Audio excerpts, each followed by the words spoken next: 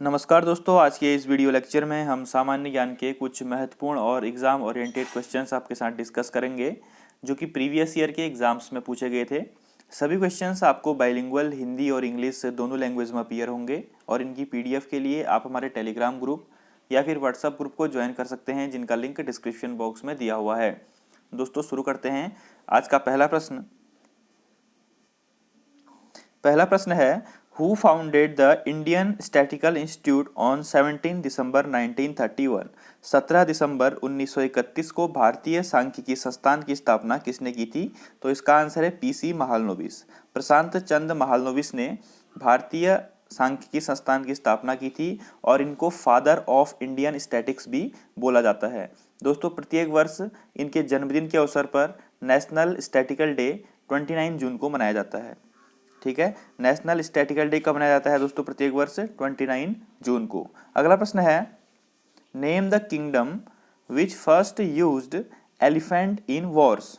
तो उस किंगडम का नाम बताइए जिसने पहली बार युद्ध में हाथियों का इस्तेमाल किया। तो दोस्तों मगध साम्राज्य द्वारा सर्वप्रथम बार शत्रुओं के मास डिस्ट्रक्शन के लिए हाथियों का इस्तेमाल किया गया था। चंद्रगुप्त मौर्य और अशोका द्वारा अपनी आर्मी में हाथियों को भी रिक्रूट किया जाता था और उनको ट्रेंड किया जाता था। तो इसका आंसर क्या जाएगा? ऑप्शन नंबर डी, मगध साम्राज्य। अगला प्रश्न है, which among the following countries was the first to give woman to right to vote? तो निम्नलिखित में से कौन सा ऐसा देश है जिसने सर्वप्रथम बार महिलाओं को मतदान का अधिकार दिया? दोस्तों न्यूजीलैंड द्वारा 1933 में सर्वप्रथम महिलाओं को मतदान का अधिकार प्रदान किया गया। इंडिया में 1951-52 में जब फर्स्ट आम चुनाव हुए, फर्स्ट जनरल इलेक्शन हुए, तभी महिलाओं को वोट का अधिकार मिल गया था। अगला प्रश्न है दोस्तों, who was the first Muslim ruler whose empire covered almost the whole of India up to its extreme south? यानी कि ऐसा कौन सा मुस्लिम शासक था जिसने कि पूरी इंडिया को और साउथ इंडिया को भी राज किया वहां पर। ठीक है, तो इसका आंसर है अलाउद्दीन खिलजी। खिलजी वंश के शासक अलाउद्दीन खिलजी द्वारा साउथ एक्सट्रीम तक शासन किया गया था। ठीक है दोस्तों, अगला प्रश्न है, a very hot and dry local wind blowing across north Indian plains in summer? तो गर्मियों में जो इंडिया के उत्तरी मैदान में बहने वाली बहुत शुष्क और स्थानीय हवा को क्या कहा जाता है दोस्तों? इसका आंसर है लू। ठीक है, जो hot and dry local wind होती है जो कि इंडिया के नॉर्दर्न प्लेन्स में बहती है, उसको लू कहा जाता है।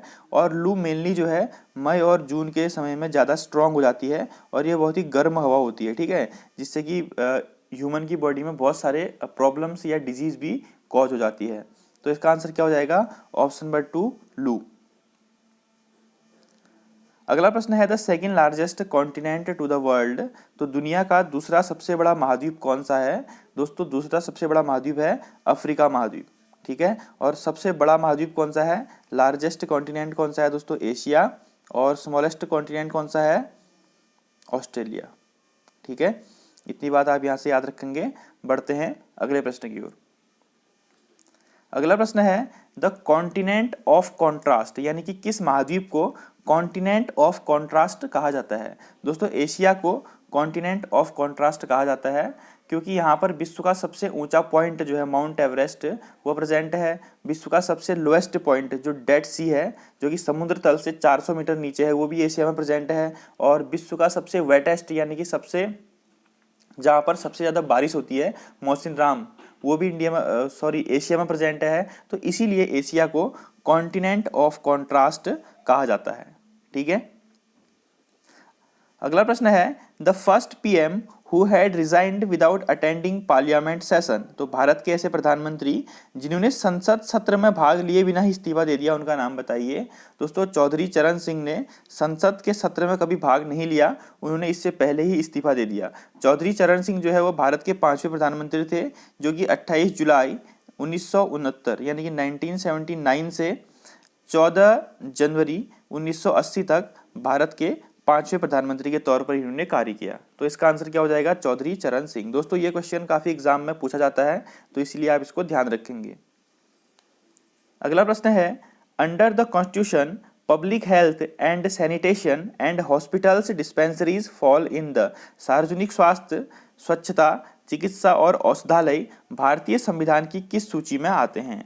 दोस्तों पब्लिक हेल्थ, सैनिटेशन और डिस्पेंसरीज और जो अस्पताल हैं वो स्टेट लिस्ट में आते हैं। ठीक है, स्टेट लिस्ट 2 इसको बोला जाता है और इनसे संबंधित जानकारी मैं अपनी प्रीवियस वीडियोस में आपको दे चुका हूं, उनका लिंक मैं डिस्क्रिप्शन में दे दूंगा, आप वहां से देख सकते हैं।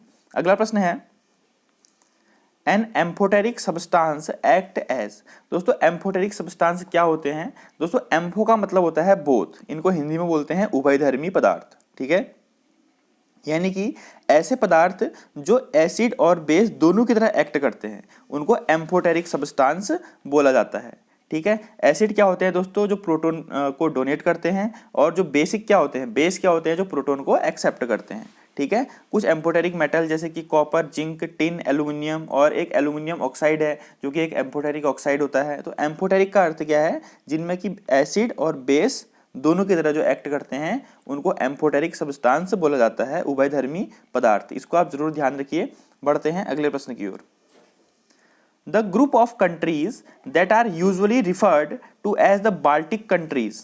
ठीक है, कौन से कंट्रीज को बाल्टिक कंट्रीज बोला जाता है? दोस्तों आप मैप के थ्रू समझ सकते हैं, ये बाल्टिक सी है और इसके किनारे इस्टोनिया, लातविया और लिथुआनिया। ठीक है, इस्टोनिया, लातविया और लिथुआनिया को हम बाल्टिक कंट्रीज बोलते हैं। इसको आप ध्यान रखेंगे, ये काफी इंपॉर्टेंट क्वेश्चन है। Option number A is right answer. अगला प्रश्न है heavy grey coloured clouds which are responsible for rain are called. तो भारी ग्रे रंग के बादल जो बारिश के लिए जिम्मेदार होते हैं उन्हें क्या कहा जाता है? दोस्तों जो ग्रे कलर के क्लाउड होते हैं उनको निम्बस कहा जाता है। ठीक है, उनको निम्बस क्लाउड कहा जाता है। और जो निम्बस क्लाउड होते हैं उनमें वाटर की डेंसिटी बहुत ज़्यादा होती है और ये दूसरे बादलों की तुलना में बहुत ज़्यादा डार्क होते हैं। तो ठीक है, और इनसे रेन होती है, तो इसीलिए इनको निम्बस क्लाउड बोला जाता है। अगला प्रश्न है in India national youth day is celebrated, यानी कि राष्ट्रीय युवा दिवस कब मनाया जाता है? दोस्तों प्रत्येक वर्ष 12 जनवरी को स्वामी विवेकानंद की बर्थ एनिवर्सरी के उपलक्ष्य में नेशनल यूथ डे मनाया जाता है। और यहाँ से करंट अफेयर्स की दृष्टि से एक महत्वपूर्ण क्वेश्चन आप याद रखेंगे, 2020 का जो नेशनल यूथ डे था उसकी जो थीम क्या थी? Fit youth fit India. ठीक है, फिट यूथ फिट इंडिया जो थी इसकी थीम थी। तो कभी कभी एग्जाम्स में थीम्स भी पूछ ली जाती हैं, तो इसको आप ध्यान रखेंगे। बढ़ते हैं अगले प्रश्न की ओर। Who propounded the dynamic theory of profit. लाभ के गतिशील सिद्धांत को किसने प्रतिपादित किया था? दोस्तों डायनेमिक थ्योरी ऑफ प्रॉफिट जो है वो अर्थशास्त्र की एक बहुत ही मशहूर और बहुत ही इंपॉर्टेंट थ्योरी है। ठीक है, जो इकोनॉमी वाले स्टूडेंट होंगे उनको पता होगा। तो इसको जे.बी. क्लार्क ने 1920 में प्रतिपादित किया था। ठीक है, ऑप्शन नंबर डी क्लार्क ने। ठीक है, तो डायनेमिक थ्योरी ऑफ प्रॉफिट को किसने प्रतिपादित किया? जे.बी. क्लार्क ने। अगला प्रश्न है which is the smallest planet of solar system. तो सौरमंडल के सबसे छोटे ग्रह का नाम बताइए। दोस्तों मरकरी जो है यानी कि बुध, वो सौरमंडल का सबसे छोटा ग्रह है और सबसे लार्जेस्ट है जुपिटर। ठीक है, सबसे लार्जेस्ट कौन सा है? जुपिटर। और सबसे गर्म ग्रह कौन सा है? ये आप मुझे कमेंट बॉक्स में लिख के बताएंगे। ठीक है, hottest planet of the solar system, solar system का सबसे गर्म ग्रह कौन सा है, ये आप मुझे कमेंट बॉक्स में लिख के जरूर बताइए। अगला प्रश्न है the first electronic digital computer contained the following. तो फर्स्ट इलेक्ट्रॉनिक डिजिटल कंप्यूटर में क्या था? दोस्तों जो फर्स्ट इलेक्ट्रॉनिक डिजिटल कंप्यूटर था उसमें इलेक्ट्रिक वाल्व्स लगे हुए थे। ठीक है, कंप्यूटर वाले क्वेश्चंस में ये क्वेश्चन जरूर पूछा जाता है कि इलेक्ट्रॉनिक डिजिटल कंप्यूटर में क्या प्रेजेंट था? तो इसमें इलेक्ट्रॉनिक वाल्व प्रेजेंट थे। ठीक, अगला प्रश्न है पॉलिटी से संबंधित, conducts election to panchayat and municipalities. तो नगर पालिका और नगर पंचायत के चुनाव किसके द्वारा आयोजित किए जाते हैं? दोस्तों जो पंचायत और म्यूनिसिपैलिटीज के चुनाव हैं वो स्टेट इलेक्शन कमीशन के द्वारा आयोजित किए जाते हैं। राज्य चुनाव आयोग द्वारा ये इलेक्शन जो है वो आयोजित किए जाते हैं। Option number C is right answer.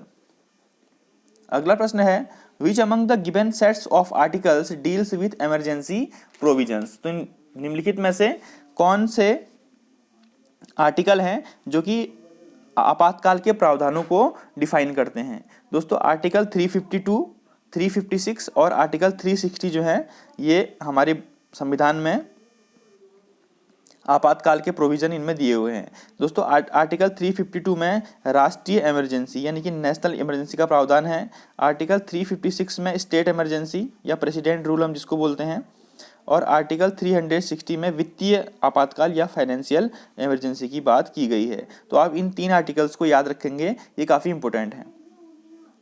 तो दोस्तों ये थी हमारी आज की वीडियो। अगर आपको वीडियो अच्छी लगती है तो काइंडली इसको शेयर कर दीजिए, वीडियोस को लाइक कीजिए और अधिक से अधिक अपने ग्रुप्स में इसको शेयर कर दीजिए। Thank you. जय हिंद, जय भारत।